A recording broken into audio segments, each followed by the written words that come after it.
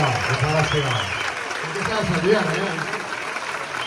mejor que nosotros. Hay una edad ante el público, hay una edad.